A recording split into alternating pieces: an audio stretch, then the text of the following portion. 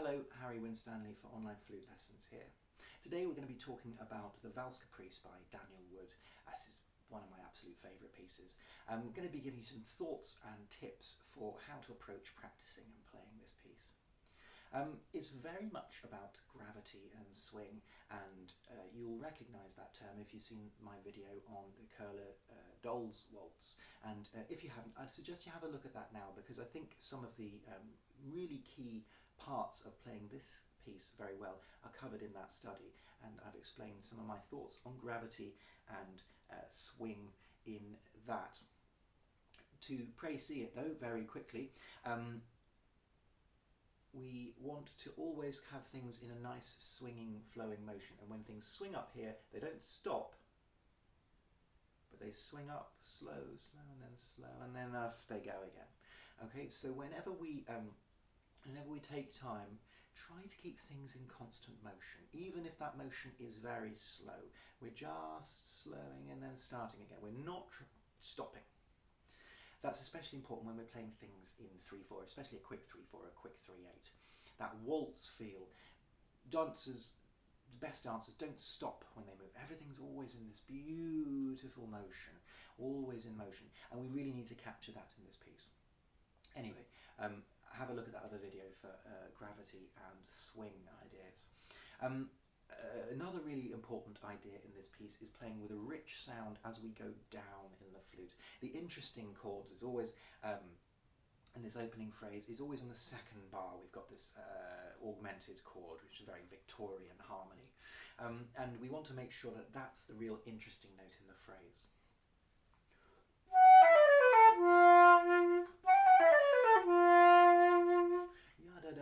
Ya. So as we're doing that, and as I've explained in other videos, what we want to do is keep a nice open singer's throat. So ah shape, really nice big open mouth shape here, and being very careful not to try and force the air. That great myth that blowing harder gives you a bigger sound. The opposite is true. More gentle approach, but a really live embouchure will give you that resonance as you go down. So practicing this really slowly and trying to get all of these notes to match in quality is very important.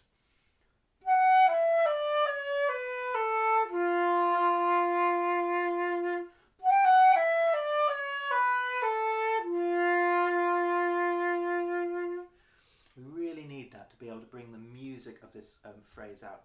So have a look also at 24 Little Studies, the Moyse 24 Little Studies number 10. That's a really great exercise in practicing down in the flute and keeping that resonance.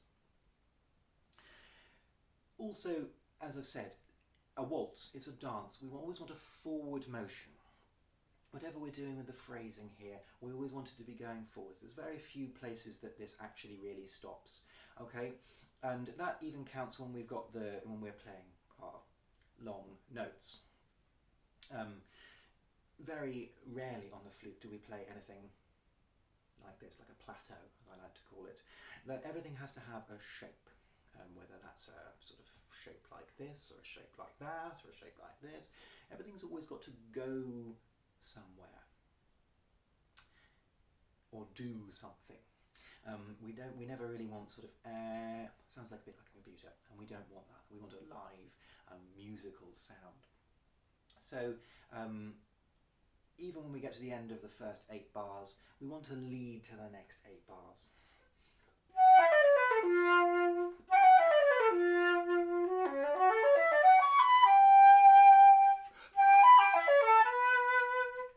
So making sure we get that breath in there in good time so that we can land and be on top of the beat. We don't want to be falling behind every time we take a breath. So really always be thinking onto the next bar, especially in these 1, 2, 3, 1, 2, 3, 1, 2. That really needs to feel like an inexorable force. Okay, in our relationship with tempo, and that's something I talk about a lot. Our relationship with tempo, we need to really feel it ruling what we do. Doesn't mean that tempo needs to be absolutely concrete. Of course it can sway to and fro, and as you'll hear in the demonstration of this, the piano part does have to move around in order to fit the flute part in. But even considering that, there's still an absolute sense of moving on. Another thought, as I was looking through this, is so we have piano marked at the top of this piece. Now, flute parts are often marked piano, often marked pianissimo. Flute solos are always marked piano and pianissimo. Very few, and I'm sure people will point out more than this, but very few of them have forte on them. For instance, the big horn call at the end of Brahms's First Symphony. That is one of the rare ones that has a forte marked on it. But we're often asked to play pianissimo, and especially when I'm sat in the orchestra playing pianissimo, if I played pianissimo in terms of the volume of the sound, it wouldn't make it past the back desk of strings, let alone to the front of the orchestra, let alone to the front of the audience, let alone to the back of the audience. So playing piano doesn't always mean playing a physically smaller volume. Piano often means the quality or the character is just as important as the physical volume of the sound. What are piano qualities? It can be a softer or gentler tonguing. It can be a slightly less focused, less aggressive tone. The use of vibrato, for instance, we don't want a full-on dramatic vibrato. If we mix all these things in, we can actually play quite physically loudly, but having that quality of piano.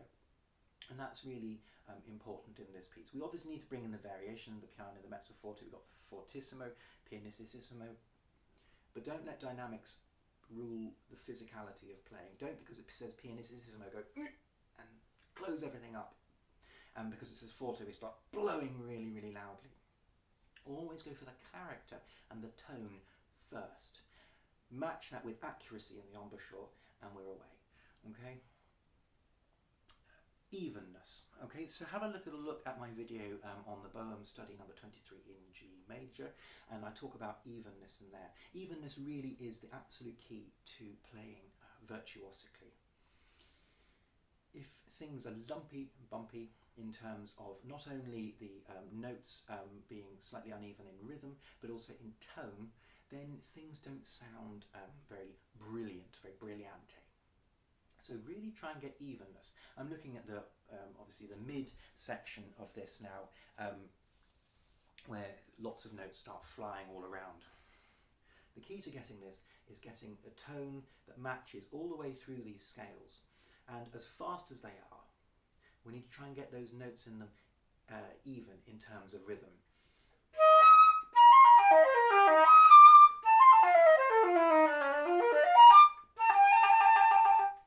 If you can't play it evenly and mechanically under tempo like that, you won't be able to play it virtuosically, I promise you. You can try, but it'll sound jumbled. So we really, really need to get that tone and that rhythm absolutely sorted at a slow tempo, quite methodically, before we can do all the fancy stuff. And listen again, as we go down in the flute, we're opening up, making sure we've got nice resonance to those bottom notes. If they don't come out, they sort of disappear and the whole thing sounds a mess.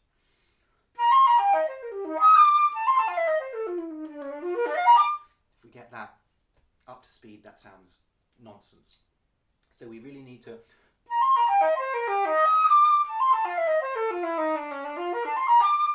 really get those low notes to come out. So that's really keeping the throat open, keeping the embouchure nice and relaxed, okay, and being very sensitive with the air column, okay. Don't try and blast these bottom notes out.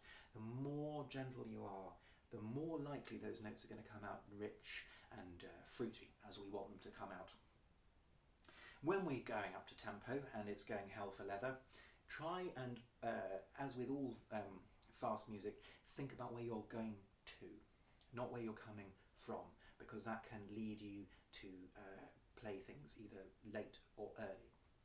But think about the downbeats. The great thing about this is the waltz with a really strong first beat.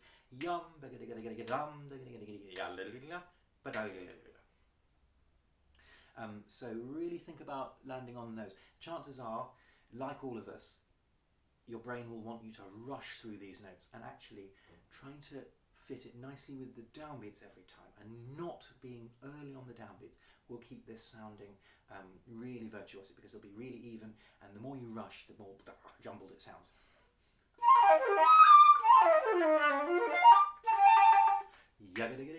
But I make sure we land on that D really well.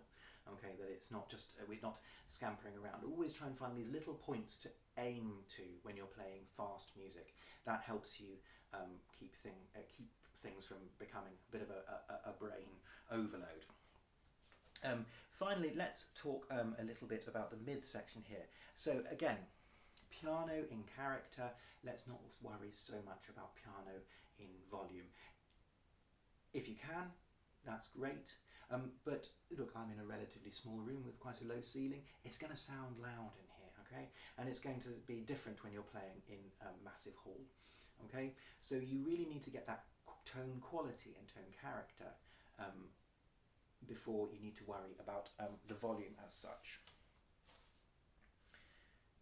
And again, with the constant motion, we want to keep things ta, ya, ya, da, da, dee, ya, da, da, da. There's lots of long notes here, but it's still a waltz, okay? We're in a second subject, and it's a lot more gentle, but there's still a forward motion.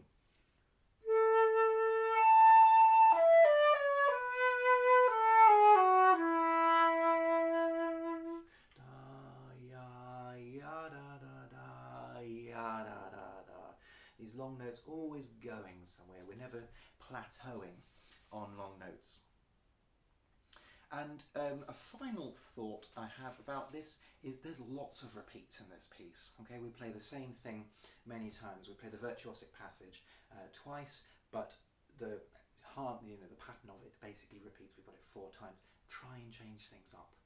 Okay, so try and do the effects when we really exaggerate something. Try not to do them too many times, otherwise it can sound a bit corny, a bit hackneyed. However, do bring them in, especially in a piece which is light-hearted like this. So sometimes we're going to extend the pause. Sometimes when we've got the pianissimo, really go for an effect of pianissimo. Okay, that's really quite startling. And it does shake things up and bring a character in this. When we've got lots and lots of repeats, we always want to try and do things slightly differently. Like if we were talking, we wouldn't say the same thing twice without changing it up. Otherwise it might sound a bit robotic, a bit mechanical. If you've any other questions, do drop me a line. Have a look at my other teaching videos, and please subscribe to the channel if you've enjoyed this. And if you fancy a lesson, do also drop me a line. I hope you enjoyed it, and happy practicing. Bye-bye.